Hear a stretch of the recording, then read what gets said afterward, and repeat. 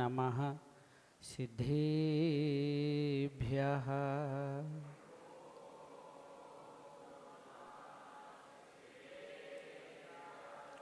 ॐ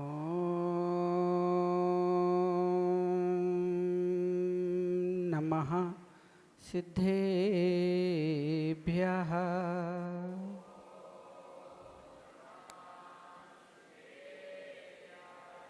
ॐ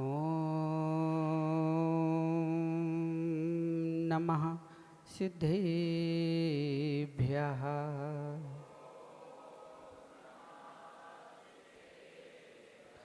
जय मंगल भोदारं विमिलाणं नाणदंशिणे मयाणं तिलोसयाराडं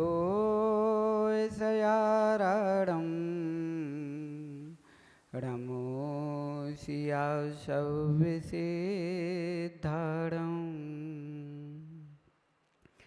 त्याग दिए जो सारे जग को उन अरिहंतों को हो नमन। नाशो किए जो अष्ट कर्म को उन सिद्धों को करूँ नमन। 36 25 गुण के धारी सूरी पाठक जन को नमन। ज्ञानो ध्यानो तपो लीन निरंतर सर्व साधु को करूँ नमन। सर्व साधु को करूँ नमन। सर्व साधु को करूँ नमन। जय बोलिए अनंत अनंत सिद्ध परमेश्वर भगवान की। जय बोलिए देवादिदेव 1008 श्री चंद्र प्रभु भगवान की। जय बोलिए अध्यात्म योगी आचार्य भगवान कुंद कुंद स्वामी की। जय बोलिए वात्सल्य दिवाकर निमित्त ज्ञानी आचार्य भगवान विमल सागर जी महाराज की। जय बोलिए परम पूज्य महातपस्वी आचार्य भगवान सन्मति सागर जी महाराज की।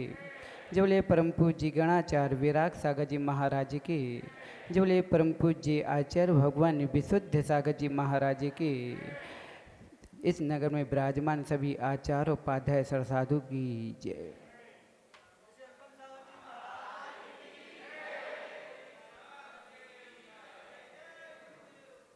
कला में लगानी हो या कला में चलानी हो तो भूमि पृष्ठ पहले दोनों स्वच्छ होना चाहिए। क्या कला में चलानी हो या कला में लगानी हो तो भूमि पृष्ठ दोनों पहले स्वच्छ होना चाहिए। जिंदगी में लेने देने इतना तो कर लिया, लेने देने पर ही तो बड़ी हैरानी है। अपनी कहानी में भी तेरी एक कहानी हो, इस कहानी का एक हिस्सा चाहिए। कहानी भी हमारी होगी, कहानी तुम्हारी होगी, कथनी और करनी पहले एक चाहिए। कथनी और करनी पहले एक चाहिए। भवात्मा इस नगर की धरा पर जैसे ही पहला कदम रखा तो रोम रोम पुलकित हो गया, क्योंकि जैसे ही मलयागिरी क्षेत्र पर प्रवेश हुआ, जैसे ही मंदिर में पहुंची तो चारों दिशाओं में भगवान ही भगवान। पहला ही संकेत हो गया कि जिस नगर में महाराज तुम जा रहे हो वहां पर चारों ओर हर गली गली में कौन विराजमान होंगे? महाराज जी नहीं मिलेंगे। नहीं मिलेंगे। क्यों नहीं मिलेंगे? यहाँ पर एक भी मुनिराज नहीं है। यहाँ पर तो महामंत्र अड़मोकार मंत्र विराजमान है। क्यों?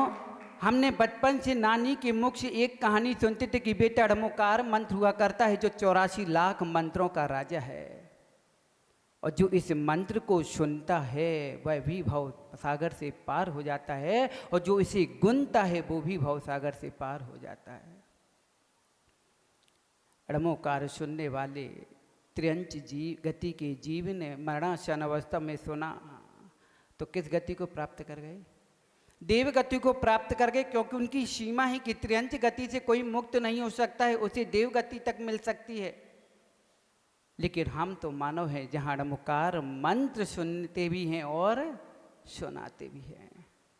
तो आज इस इंदौर नगरी में ऐसी धरा पर चलता फिरता ड़मोकार महामंत्र विराजमान हो रहा है।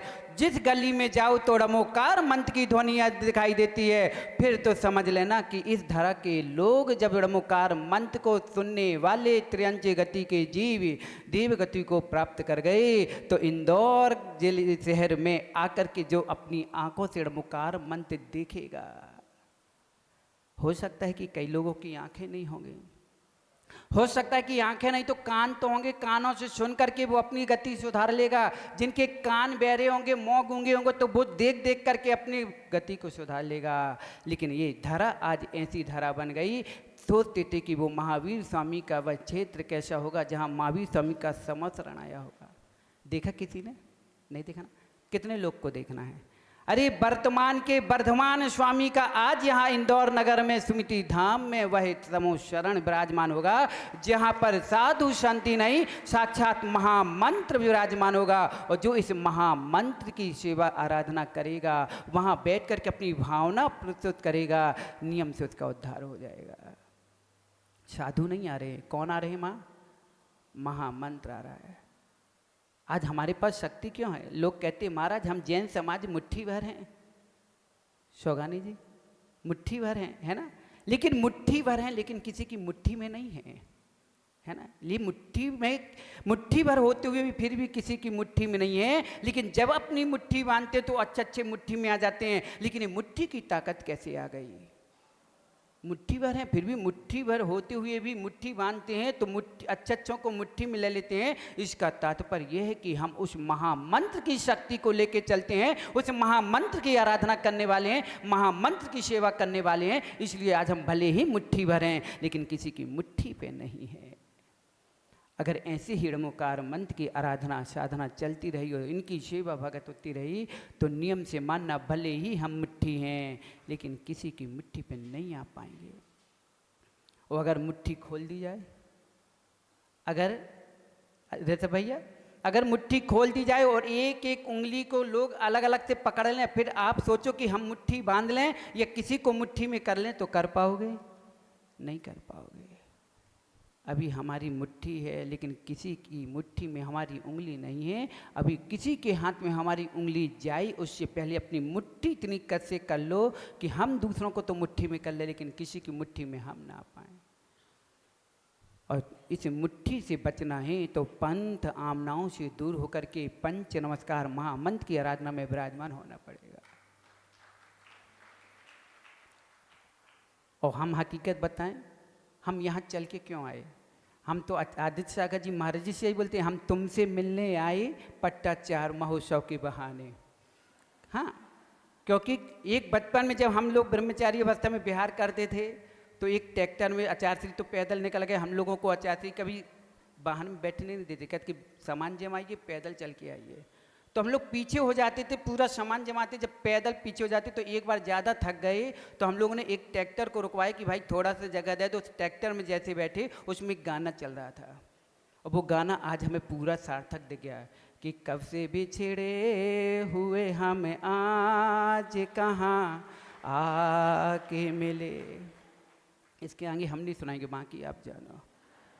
हाँ, क्यों? अब आप कहोगे महाराज जी गाना क्यों सुना रहे हो? हम इसलिए सुना रहे हैं क्योंकि पहले इस्तेमाल करो फिर विश्वास करो। नहीं तो पहले से मांग चल रही भैया अभी देख लो, हम तो ऐसे ही सुनाएंगे भाई जो सत्य हो। क्योंकि कलम लगानी हो या चलानी हो, या तो भूमि अच्छी होनी चाहिए या तो पृष्ठ अच्छा होना चाहिए। अगर भूमि ही अच्छी नहीं है तो आप बताइए कितनी अच्छे भी बीजारोपण कर देना, आपको फसल उगने वाली नहीं है। कितनी अच्छी भी कलम आपकी चलने वाली हो, लेकिन पृष्ठ खुरदुरा है या अच्छा नहीं है, तो क्या आप उस पर लिख पाओगे? नहीं लिख पाओगे। इसलिए भूमि और पृष्ठ कलम लगाने और चलाने के लिए स्वच्छ होना चाहिए। जैसे मुनि का मन निर्मल होता है, ऐसे ही श्रावक का मन निर्मल होना चाहिए। जब मुनि और श्रावक दोनों का मन निर्मल होगा तभी महामंत्र की शक्ति हमें प्राप्त होगी, और महामंत्र की शक्ति की आराधना से हम अपना उद्धार कर पाएंगे।